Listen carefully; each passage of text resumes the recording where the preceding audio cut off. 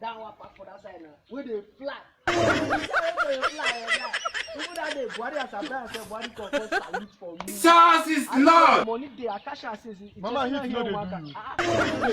Guy, if I tell you the kind of money you do, I tell you what to say. Senior man. Senior man. You see this guy, him be there that time where I be the talk something. Wash your mouth, wash your mouth.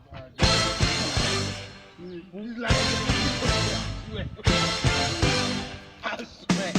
Guy, for one lie better lie. Even my papa there when Jesus they did earth.